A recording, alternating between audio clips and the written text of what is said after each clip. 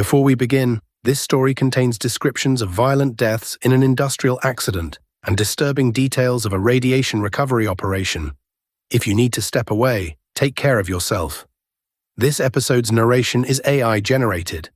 The research, writing, and editorial decisions behind every story are made with care for accuracy and respect for those involved.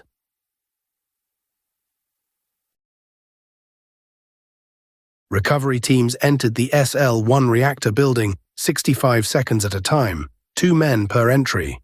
They found Burns on the floor. They found McKinley on the floor. The third man, Leg, wasn't at floor level. He was 8 feet above it, pinned to the ceiling by a displaced control rod. You're listening to The Unlit Room. Every story in here actually happened. That's the part that should scare you. New stories every day, Monday through Saturday. Today, a quiet evening shift in the Idaho desert, January 1961. 3 experienced operators, a routine reconnection job on an Army reactor, and a nuclear explosion that the official investigation couldn't fully explain. 65 years later, it still can't. The National Reactor Testing Station sits in the high desert of southern Idaho, 40 miles west of Idaho Falls. In the winter of 1961, it was home to a network of experimental reactors scattered across frozen scrubland behind chain-link fencing and radiation warning signs. Among them was the SL-1, the stationary low-power reactor number 1, a squat concrete structure barely the size of a large garage. An Army experiment, a reactor small enough to deploy at remote military outposts.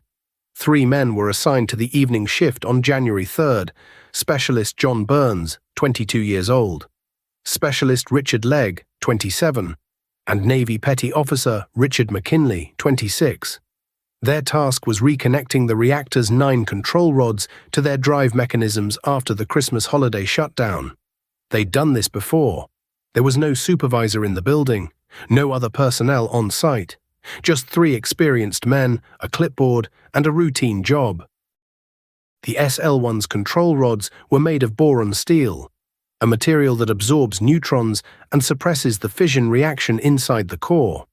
When all 9 rods were fully inserted, the reaction stayed controlled, slow and quiet.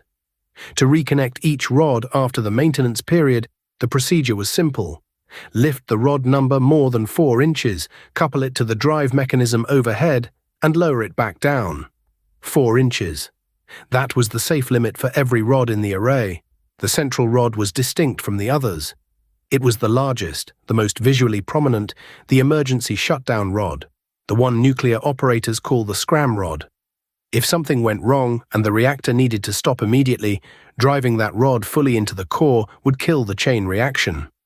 During routine reconnection, it was handled with the same 4-inch limit as the others. The procedure was standard.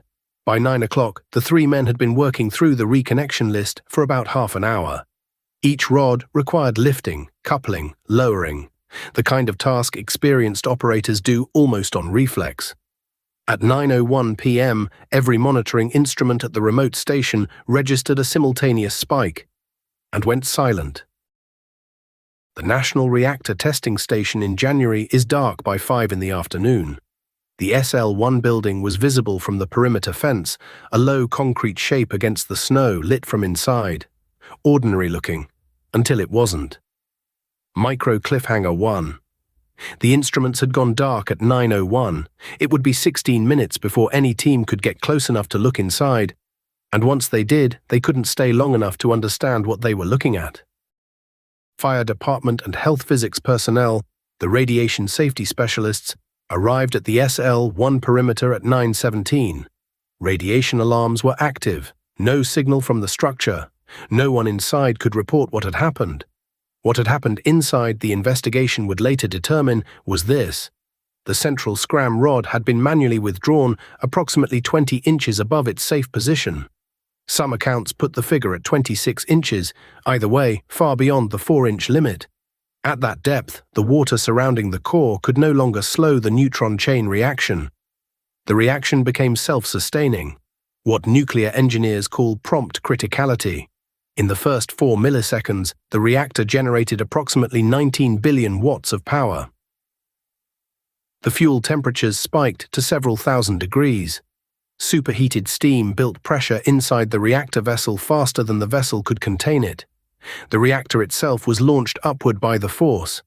A 4,000-pound shield plug that capped the vessel was blasted to the ceiling. The control rods were ejected upward with it. The entire event lasted less than 9 seconds. At the perimeter, the response teams faced a problem with no clean solution. Entering the building meant 200 Röntgens per hour, a lethal dose with sustained exposure. Teams went in on 65-second windows, 2 men at a time. Each 65-second entry consumed most of a team's allowable annual radiation dose. 65 seconds. That's roughly how long it takes to walk from one end of a school hallway to the other. 2 men in protective gear, a dark, damaged reactor room. Assess what you can. Retrieve what you can. Get out. Radiation limit reached. Then the next team goes in. Micro cliffhanger 2. 2 bodies were located on the reactor room floor, Burns, McKinley. The third man, Leg, was nowhere at floor level, no trace of him anywhere a person should have been.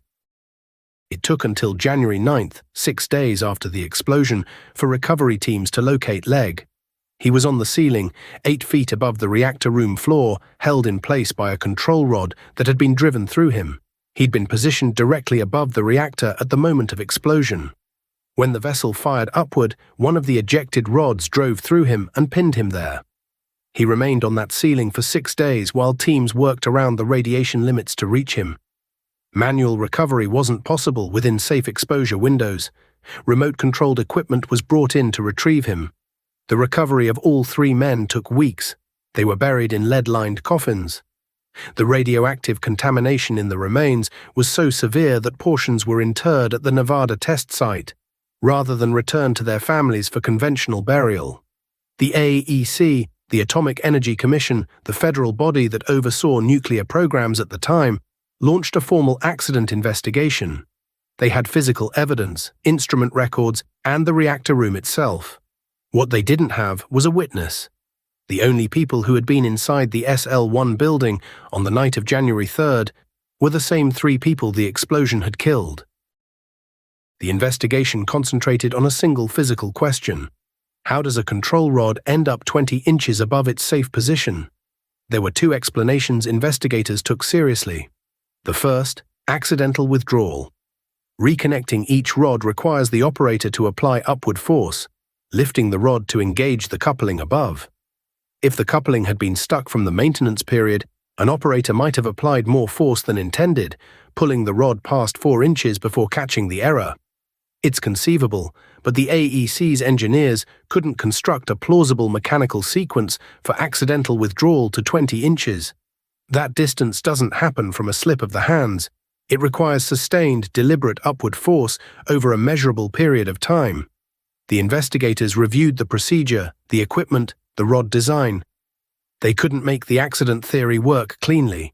The second explanation was deliberate action. The AEC final report, published in November 1962, noted circumstantial evidence that Burns had reportedly been experiencing personal difficulties in the weeks before the accident. Investigators believed he was most likely in the position to have reached the central scram rod at 9:01 that evening. The report stopped short of a conclusion. There was no direct evidence of intent, no written record of suicidal ideation, no way to question anyone who'd been in that room. But investigators privately doubted that a withdrawal to that depth could have been accidental. The case was officially closed as undetermined. Micro cliffhanger 3. The AEC knew what had caused the explosion. The physics was clear. What they could never determine, what remains unanswered today, is whether anyone in that room made a choice. Here is what the investigation established with certainty. The safe reconnection procedure required 2 people to maintain physical contact with the rod at all times during any lifting operation. On the night of January 3rd, all 3 operators were present in the reactor room. The report cannot say which of the 3 touched the central scram rod, or why. What the report can say is this: withdrawing the rod to 20 inches or more was an act that took less than 2 seconds to perform. That act triggered an explosion. In the first 4 milliseconds that followed, the reactor generated approximately 19 billion watts of power, launched its own vessel upward, and killed 3 men. The SL-1 reactor building was never reopened. It was sealed and buried on site in the Idaho desert, where it remains today under the scrubland. There's a phrase the AEC used to close the SL-1 investigation: cause undetermined. It's a bureaucratic phrase, precise in what it says, evasive in what it doesn't. What we know, 3 men went into that building on a Tuesday evening. One of them, the report can't say which, touched a control rod in a way the investigation couldn't explain as an accident. All 3 died. The inquiry that followed was careful and thorough. Investigators wrote undetermined and closed the file. The SL-1 explosion barely registered in the public record. It was contained within the fence lines of a remote federal installation and quietly filed away. Burns, Legg, and McKinley were 22, 27, and 26 years old. Their names appear in the official records.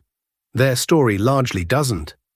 What SL-1 leaves us with: every engineered safeguard assumes human compliance. The most sophisticated nuclear safety systems of the Cold War era couldn't account for a single manual act taking less than 2 seconds. We design systems for predictable failures. SL-1 was something else. If this one kept you up tonight, good. New stories every day, Monday through Saturday. Subscribe so the next one finds you too. That was the Unlit Room. See you in the dark.